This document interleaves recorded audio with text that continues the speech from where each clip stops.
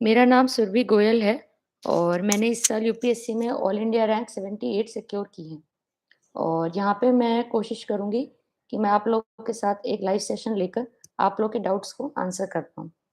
तो सबसे पहले मैं यूपीएससी टाइम इंडिया को थैंक करना चाहूँगी कि उन्होंने मुझे ये प्लेटफ़ॉर्म प्रोवाइड करा, जहाँ पे मैं आप लोगों के डाउट्स को डिस्कस कर पाऊँ और आप लोग की मदद कर पाऊँ।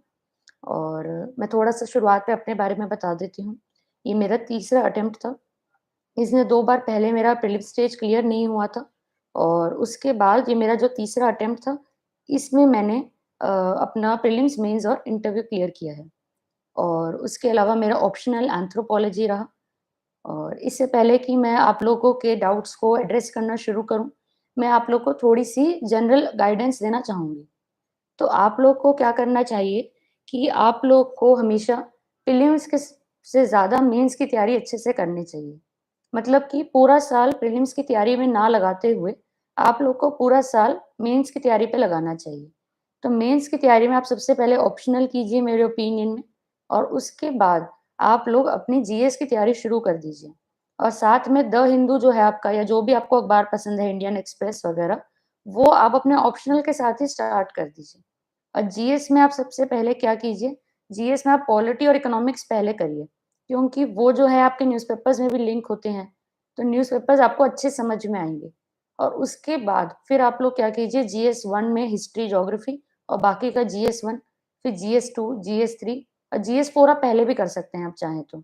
ऐसे आप हर हफ्ते लिखिए, तो इससे क्या होगा कि जब पेपर होने वाला होगा, मतलब प्रीलिम्स के बाद मेंस का, तो आप तब तैयारी नहीं करेंगे मेंस की, आपकी मेंस की तैयारी पहले से हो चुकी होगी। तो फिर आप आगे जाके अटकोगे नहीं किसी स्टेज में। और दूसरी बात रही प्रीलिम्स की, तो प्रीलिम्स में जैसे मेरा 2 बार नहीं हुआ, तो इसमें मैं आप लोग को ये कहना चाहती हूँ कि मैंने जो अपनी प्रीलिम्स की गलतियों से सीखा, मैं वो आप लोगों से शेयर कर रही हूँ। तो प्रीलिम्स में मैं ये कहूँगी आपको कि सबसे पहले तो अगर आपने पूरे साल पढ़ा है, तो be confident in the prelims exam. आप लोग नर्वस होएँगे ना, तो उससे क्या होगा कि आप प्रीलिम्स में अच्छे से फ़ोकस करके एक काम माइंड से एलिमिनेशन नहीं कर पाएँगे। तो फर्स्ट अटेम्प्ट में जैसे मैं बहुत ज़्यादा घबराई हुई थी, तो मैंने क्या किया, मेरे को जो आती थी चीज़ें मैंने वो भी गलत कर दी। तो आप इस तरीके से मत कीजिए। आप लोग जो हैं एकदम काम माइंड के साथ जाइए और अच्छे से अटेम्प्ट करने की क्वेश्चंस को कोशिश कीजिए। दूसरी चीज़ मैं आप लोग को ये कहूँगी कि आप लोग जो हैं प्रीलिम्स में पह जाने से पहले मॉक टेस्ट जो हैं, दीजिए ऑप्टिमम नंबर कम से कम 30 से 40, और उनमें आप पता करिए कि आप कितने क्वेश्चन अटेम्प्ट करके सबसे ज़्यादा नंबर ला पाते हैं। तो उससे क्या होगा कि आप लोगों का एक माइंडसेट बन जाएगा। ये नहीं कि किसी टॉपर ने कहा कि 95 करो तो आप 95 कर रहे हो। मैंने कहा इतने करो तो आप इतने कर रहे हो। तो आप लोग उतने कीजिए जो आपके लिए बेस्ट रहेंगे। तो वो आपको मॉक देकर पता चलेगा। तो किसी मॉक में आप लोग जो है 80 करिए, किसी में 85, किसी में 90, तो आपको आपके बेस्ट वाले पता चल जाएँगे। और ये आपका प्रीलिम्स का तरीका हो गया। ठीक है? और उसके अलावा मैं आपको ये कहूँगी कि एथिक्स और एसे को आप प्लीज़ इग्नोर मत कीजिए। मैंने देखा है बहुत सारे स्टूडेंट्स जो हैं, एथिक्स और एसे को इग्नोर कर देते हैं, वो नहीं करना चाहिए। तो ये मेरी कुछ जनरल एडवाइस थी। अब मैं एक-एक करके आप लोग के डाउट्स देखते हुए ही क्वेश्चन्स को आंसर करूँगी। तो मुझे सबसे पहले क्वेश्चन दिख रहा है कि is coaching important for UPSC? तो मैं कहूँगी कोचिंग इम्पोर्टेंट नहीं है यूपीएससी के लिए बिल्कुल भी। मैंने शुरुआत में जॉइन करी थी कोचिंग, लेकिन मुझे ऐसा लगा कि मैं सेल्फ स्टडी ज़्यादा अच्छे से कर पाऊँगी। तो इसीलिए मैंने जो है कोचिंग उसके बाद नहीं करी कंटिन्यू। तो मैं वापस अपने घर पे आ गई थी और उसके बाद मैंने क्या किया, मैंने अपने आप से सेल्फ स्टडी करी है अपनी पूरी जर्नी में। लेकिन ये एक चीज़ ज़रूर है कि मैंने टेस्ट सीरीज़ लगाई थी तीनों स्टेजेस में। तो मैं आप लोग को यही कहूँगी कि आप लोग टेस्ट सीरीज़ ज़रूर लगाइए अपने लिए। टेस्ट सीरीज़ लगाने से क्या होता है कि आप लोग का एक अच्छी तैयारी हो जाती है, आप लोग को चेक मिलता है कि आप लोग सही डायरेक्शन में हैं या नहीं हैं, ठीक है? तो ये एक चीज़ है। और उसके अलावा मैं आपको ये कहूँगी कि टेस्ट सीरी प कोचिंग में जो एक वो होता है कि क्या ज़रूरी है करना बहुत ज़्यादा, या नर्वसनेस होती है कि सब कर रहे हैं, तो इस तरीके से आप लोग मत प्रेशर में आइए। मैंने भी कोचिंग नहीं करी थी, आप खुद से अच्छे से पढ़ सकते हैं। यहाँ पे किसी ने पूछा हुआ है कि मैम टाइम टेबल कैसे बनाएँ? तो टाइम टेबल के लिए मैं आप लोग को ये कहूँगी कि टाइम टेबल के लिए आप लोग ऐसा कीजिए कि टाइम टेबल आप लोग वैसा बनाइए जो आपके लिए सबसे ज़्यादा सूटेबल है। टाइम टेबल सबका एकदम पर्सनल रहता है, तो अगर मैं आपको कहूँ कि आप मेरा टाइम टेबल फ़ॉलो करिए, तो वो हो सकता है आपके लिए ज़्यादा सूटेबल ना हो। फिर भी मैं आप लोग को थोड़ा-सा टाइम टेबल अपना शेयर करती हूँ ताकि आप लोग को एक आइडिया लगे। तो जैसे मैं आपको कहूँगी कि पूरे साल जो आपको पढ़ना होता है, तो उसमें आप ये मत सोचिए कि मैं रोज़ 12 घंटे पढ़ूँगा, वो नहीं हो पाएगा। लेकिन रोज़ 8 घंटे, 9 घंटे या 10 घंटे इतना आप कर सकते हो। तो मैं 8 से 9 घंटे का डेली रखती थी और जब प्रीलिम्स या मेंस आने वाला होता है, तो उस टाइम जो 2 घंटे का टाइम होता है उनसे पहले, उस टाइम मैं कोशिश करती थी कि मैं जो हूँ ज़रूर ये करूँगी कि 10 घंटे तब पढ़ूँगी। तो अब नॉर्मल डेज़ के टाइम टेबल की बात करें हम, तो मैं उस टाइम कहूँगी कि मैं सुबह उठती थी जैसे 6 ओ क्लॉक अपने थर्ड अटेम्प्ट की मैं बात बता रही हूँ। तो उसमें मैं 6 ओ क्लॉक उठ के 7 से 8 1 घंटा पढ़ने की कोशिश किया करती थी। तो ये आप कर सकते हैं क्योंकि क्या होता है कि सुबह ही हमारे यूपीएससी के एग्ज़ाम्स होते हैं, तो आप जितनी जल्दी सुबह हैबिट बना लेंगे उठने की, उतना ही ज़्यादा अच्छा रहेगा। और उसके बाद मैं क्या करती थी टाइम टेबल में मैं सुबह उसके बाद मैं थोड़ा टाइम अपनी फिज़िकल एक्सरसाइज़ के लिए, ब्रेकफ़ास्ट के लिए रखती थी और उसके बाद मैं 3 से 4 आवर्स रखती थी पढ़ने के लिए। तो 9 स 10 से 2 बजे का तो टाइम होता था, उसमें दोबारा मैंने पढ़ाई करी और उसके बाद 2 से 3 का टाइम मैंने ब्रेक में रखा। उस ब्रेक में मैं रिलैक्सेशन करती थी। क्योंकि जर्नी में हमारी रिलैक्सेशन भी बहुत इम्पोर्टेंट होता है। और उसके बाद जो 3 से 6 बजे का टाइम होता है, उसमें मैं वापस पढ़ती थी। तो इसमें मेरा न्यूज़पेपर्स हो गया और जो भी मैं सब्जेक्ट पढ़ रही हूँ उसकी आंसर राइटिंग करने वाला पार्ट हो गया, तो वो मैं किया करती थी। एंड लास्ट में फिर वापस से जो हमारा रात का ब्रेक होता है, 6 से साढ़े 7 का लेकर, उसके बाद मैं क्या करती थी, मैं साढ़े 7 से साढ़े 9 में वापस से मैं पढ़ाई करके कर देती थी। तो ये मेरा टाइम टेबल रहता था कुछ तरीके से। Ma'am were the test series you join online और ऑफलाइन? तो ये मैं कहूँगी कि मैंने ऑनलाइन जॉइन करी थी सारी। मैंने सारी टेस्ट सीरीज़ जो है अपने घर से बैठकर लिखी है, चाहे एंथ्रोपोलॉजी की हो या जीएस की, सारी ऑनलाइन आप दे सकते हैं। और इकोनॉमिक्स का सोर्स पूछा गया है एक स्टूडेंट से, तो इकोनॉमिक्स के लिए मैंने मेनली मृणाल सर के जो लेक्चर्स हैं अनअकैडमी पे उनको ही रेफ़र किया था। तो मैंने तीनों बार कोर्स नहीं लिया था, मैंने एक बार लिया था 2020 में जब 2019 में मेरा फर्स्ट अटेम्प्ट था, तो उससे पहले मैंने एक बार जॉइन किया था और उसके बाद जो सर हैं वो फ्री वीडियोज़ डालते हैं अपडेटेड कि नई करंट अफ़ेयर्स जो आए हैं। तो वो फ्री वाली मैंने देखी थी हर साल, बट जॉइन मैंने एक बार ही किया था, तो वो मृणाल सर के लेक्चर्स हैं, वो मुझे अच्छे लगे इकोनॉमिक्स के लिए, वो ही मेरा सिंगल सोर्स था। बाकी मेंस के लिए मैंने इकोनॉमिक्स में प्रीवियस ईयर क्वेश्चन भी एनालाइज़ करे थे। तो आप इकोनॉमिक्स में प्रीवियस ईयर क्वेश्चन ज़रूर एनालाइज़ कीजिए, बिकॉज़ वो जो है रिपीट भी होते हैं। तो उनमें एक ट्रेंड होता है कि इंडिया जो है एग्रीकल्चर से सीधा सर्विस सेक्टर में क्यों चला गया? या फिर एलपीजी रिफॉर्म्स का क्या है? तो वो आप एक बार उनको प्रिपेयर कर लेंगे तो आपके वो पहले से प्रिपेयर हो गए क्वेश्चन्स। मैम द हिंदू पढ़ने में बहुत प्रॉब्लम हो रही है। जी, तो द हिंदू पढ़ने में प्रॉब्लम होती है शुरुआत में, एकदम आप नर्वस मत होइए इस बारे में। मुझे भी शुरुआत में बहुत नर्वसनेस होती थी द हिंदू पढ़ने में, तो टाइम बहुत लग जाता था, मुझे 4-5 आवर्स लग जाते थे। तो मैं आपको ये कहूँगी कि आप बिल्कुल भी इस बारे में मत सोचिए और बस मेन चीज़ आप ये रखिए कि आप जो हैं सिलेबस के हिसाब से एडिटोरियल्स पढ़िए। अगर आप सिलेबस के हिसाब से पढ़ेंगे न्यूज़पेपर्स को, तो धीरे-धीरे आपका टाइम जो है कम होने लग जाएगा क्योंकि आपकी अंडरस्टैंडिंग भी बढ़ेगी। और उसके अलावा आप क्या कर सकते हैं, एक ओनली आईएएस का यूट्यूब चैनल है, तो वहाँ से मैं क्या देख लेती थी कि कौन से एडिटोरियल पढ़ने चाहिए। तो सेलेक्ट करने में जैसे शुरुआत में थोड़ी मुश्किल होती है, तो वहाँ पे वो डेली एडिटोरियल डिस्कशन डालते हैं, तो पूरी वीडियो तो मैं नहीं सुन पाती थी बहुत बार, लेकिन वहाँ पे ये बताते हैं कि क्या चीज़ कौन सा एडिटोरियल सेलेक्ट करें, तो वो आप कर सकते हैं। How to improve writing speed? Writing speed improve करने के लिए आपको ये करना चाहिए कि पहले मैं कहूँगी आप राइटिंग कंटेंट पे फ़ोकस कीजिए। उसके बाद आप लोग राइटिंग स्पीड पे फ़ोकस करिए, क्योंकि कंटेंट जब आपका बनने लग जाएगा, तो स्पीड आपकी बाद में नेचुरली आ जाएगी क्योंकि आपको पता चल जाएगा कि मुझे ऐसे-ऐसे लिखना है। मैं आपको छोटा-सा एग्ज़ाम्पल देती हूँ कि सपोज़ अगर हम पॉलिटी की बात करें और उसमें जुडिशरी का क्वेश्चन है, तो आपने जुडिशरी का शुरुआत में लिखा कि जुडिशरी जो है article 214 in part of the constitution या 124 in part of the constitution ऐसे करके आपने लिखा, सुप्रीम कोर्ट, हाई कोर्ट का। और फिर आपने अपने आंसर में बॉडी में जुडिशरी के बारे में बताया।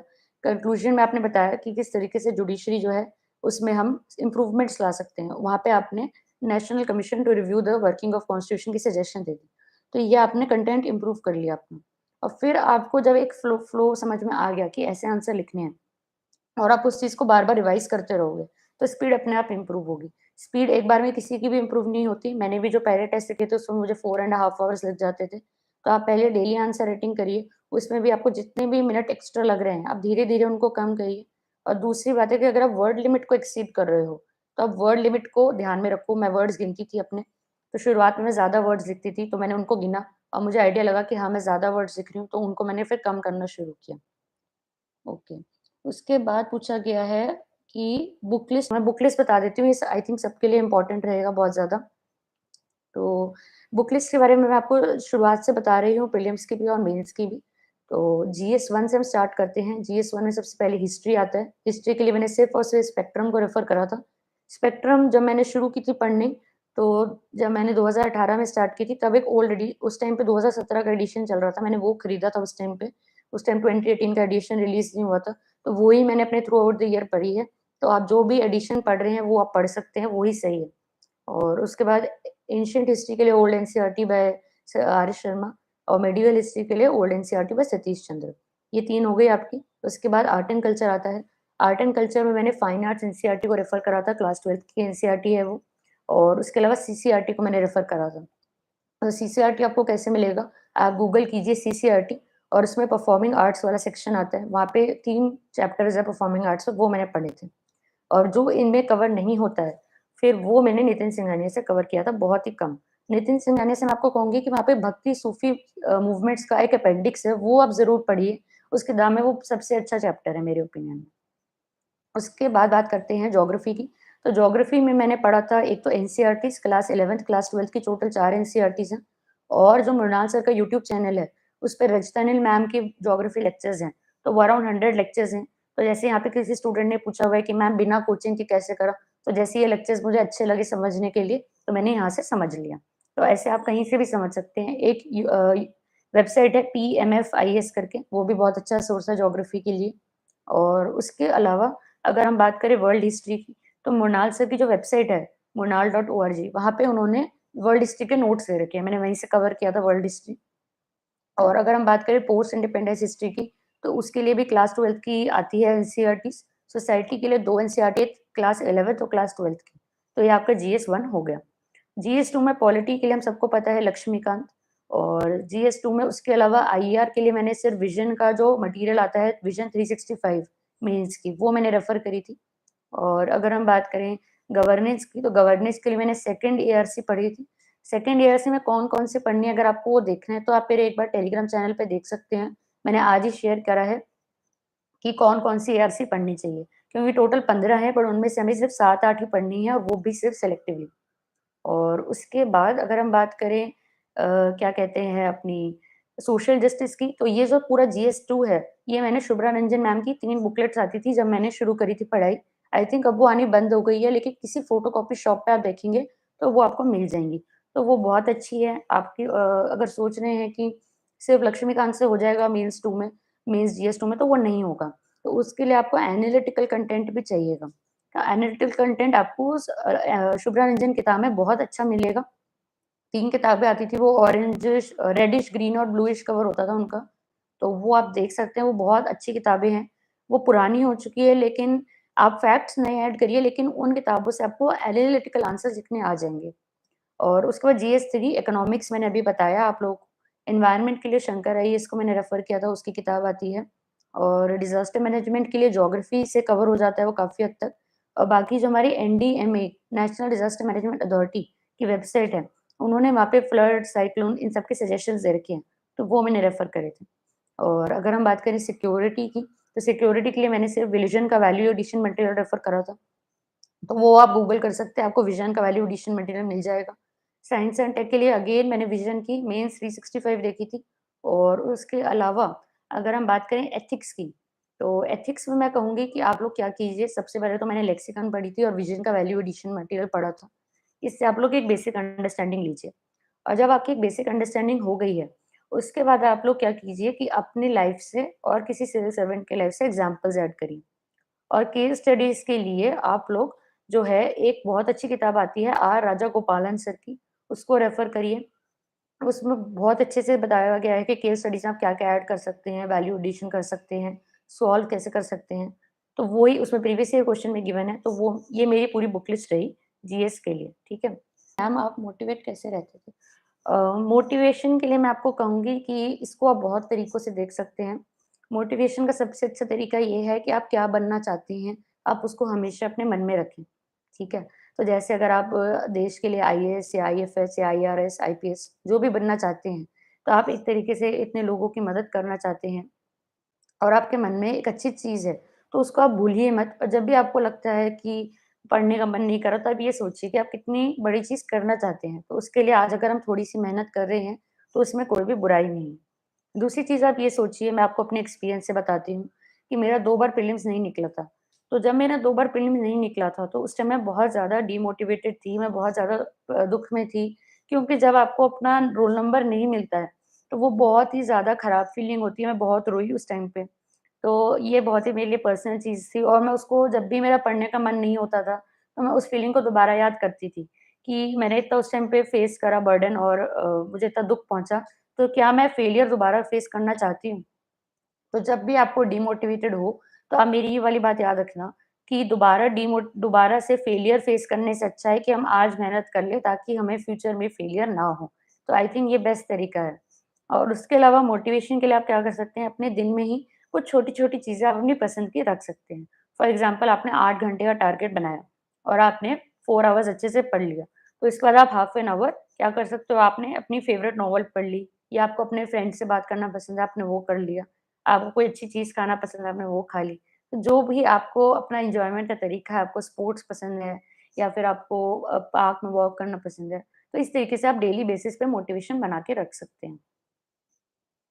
Revision and value addition answer writing कैसे करना है मैम? तो इन्होंने एक बार में 3 क्वेश्चन्स पूछे हैं और सबसे पहले रिविज़न की मैं बात करूँ अगर तो, रिविज़न में मैं आपको ये कहूँगी कि आप लोग क्या कीजिए कि जो आप सपोज़ आप प्रीलिम्स के टाइम पे हैं और प्रीलिम्स के टाइम आप रिविज़न कर रहे हैं, क्योंकि शुरुआत में तो आप लोग पूरे साल कवर करेंगे सिलेबस को और जब आप टेस्ट दें सपोज़ आपने पूरे साल में टेस्ट देने हैं आपको, तो आपने पॉलिटी पढ़ा, आपने पॉलिटी का टेस्ट दिया, तो उससे पहले आपने एक बार पॉलिटी रिवाइज़ कर लिया।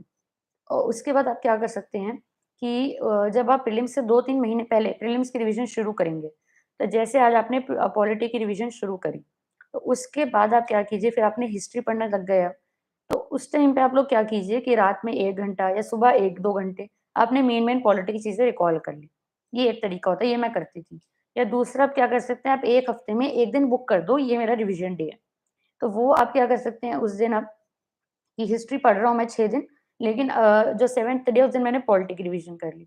और जब नेक्स्ट वीक आप ज्योग्राफी पढ़ रहे हो तो उस दिन संडे वाले दिन आपने हिस्ट्री को रिवाइज़ कर लिया। या फिर आप डेली बेसिस पे थोड़ा-थोड़ा करके रिवाइज़ कर सकते हो।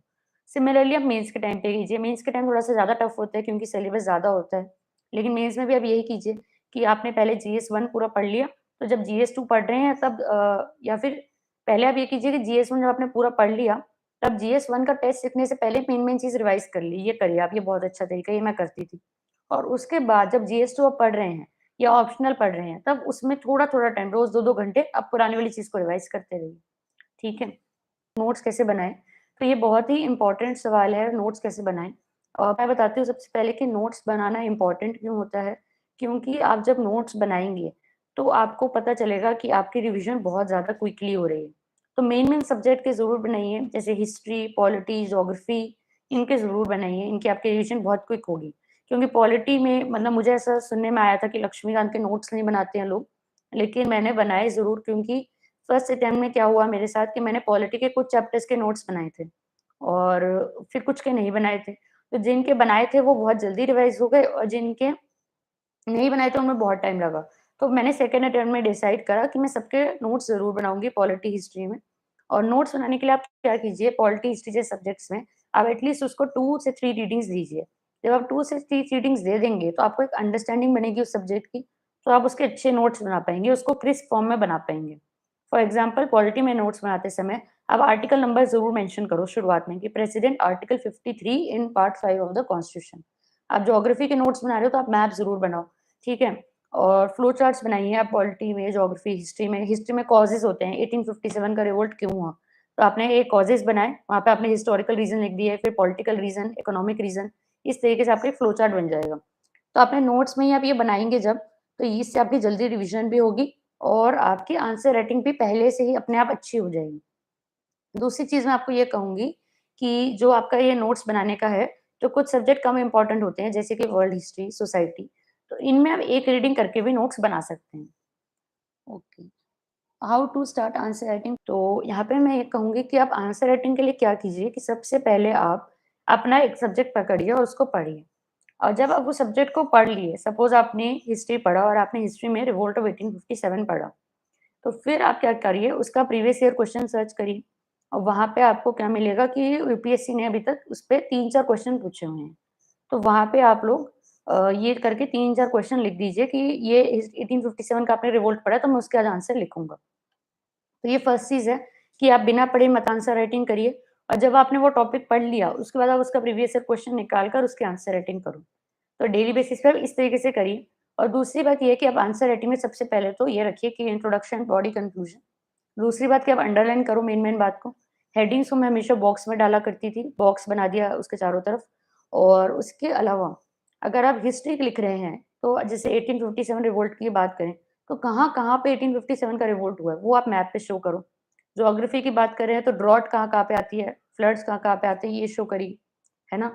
अगर जो इकोनॉमिक्स की बात कर रहे हैं, तो आप जीडीपी का मैप बना सकते हैं कि हमारा जीडीपी वी शेप में है, ठीक है? तो ये इस तरीके से आप कर सकते हैं।